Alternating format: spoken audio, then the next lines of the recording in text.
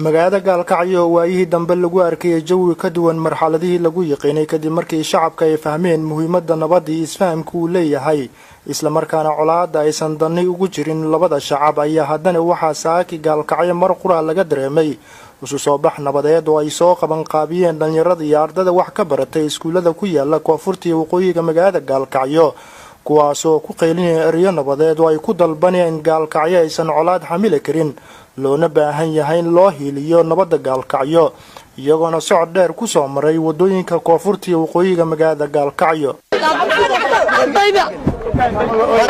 ardayda waxay garatay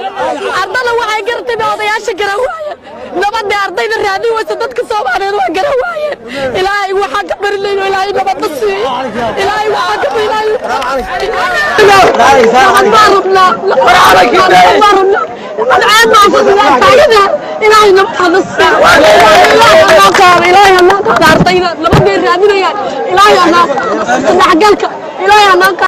dibadbaxan ayaa waxa uu ka duunaa banaanbaxyadii ka dhici jiray magaalada Gaalkacyo maadaama ay soo qaban qaabiyeen madal ay ku midoobeen dhalinta reer Gaalkacyo kuwaasoo maalmihii ugu dambeysay dhaxda u xirtay sidii Gaalkacyo la iskugu furi lahaa meeshana looga saari lahaa arinta khadka cagaaran sida ay sheegeen qaar ka mid ah dhalinta reer Gaalkacyo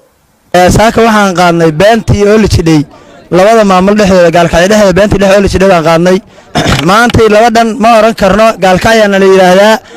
maamul waa leenahay laakiin bulshadu waa hal bulsho waa bulshadii Gaalkacyo dhalinyaradu waa dhalinyaradii Gaalkacyo 75 waa dhalinyaro Soomaaliya haddii 35 finnawayaal iyo dad kale isugu jira ay naga awood badiyaan suurto gali ka dhaa waraan nabad u istaagna Soomaalida la yiraahdo Soomaali ha noolaad maanta waxa indhahay u jeedaanin xaqiiqdii waxa maanta muuqatay shacabka Gaalkacyo sida ay u doonayaan in nabadgelyada iyo xasiloonida walaalnimada iyo wada noolaanshaha sida doonayaan ayaa muuqatay waxaan fariin rabaa inaan maanta u faro kuwa colaadda ka shaqeynaya kuwa ummadda kala qaybinaya kuwa ka shaqeynaya inaan la isu gudbin inaan ummadda wax kala qaadan inaan la isu gudbin ka shaqeynaya waxaan leenahay ogaada haddaad colaad ka shaqeysaan idinka ayaa ku dhimanaya tii aakhirana waa idin dambaysaa magaalo kaliya oo noqotay laba gobol oo loo kala dhoofayo camal waxa dhacday qofka labada u kala socda labada gidi inay u fududahay inuu xamar aado ama Hargeysa u aado waa uqdad raagtay waa isbaaro qalbiga ah waa qashinimo naga buuxda hal laga xoroobo arinta ayada ah waxaan kugu bishaareynayaa hadda ku dhimataan wadada ah ku socotaan shuhada baa tihiin jannada galaysan insha Allah ta'ala saas weeye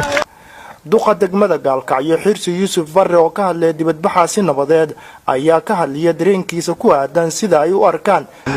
Gaalkacyana mid bay noqonaysaa ma kala xirnaanayso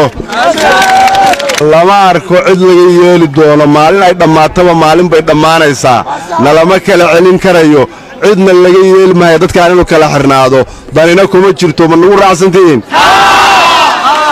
dibadbaxan maanta ay soo qaban qaabiyeen dhalinyarada ku nool magaalada Gaalkacyo ee xarunta gobolka Mudug ayaa waxa uu yahay mid looga hadlayay xaaladda guud ee nabadgelyada gobolka Mudug oo muddooyinkii dambe odayaasha dhaqanka ay wadeen dadaal ay ku doonayaan inay ku xaliyaan nabadda iyo dib u heshiisiinta gobolka Mudug waxaana dibadbaxan maanta uu yahay dibadbixii ugu horeeyay dhalinyarada reer Gaalkacyo ay ku muujiyeen sida ay ugu yihiin colaadaha inta badan ku soo laalaabtay miyiga gobolka Mudug Libna Cajiib Xaaji TV Universal Gaalkacyo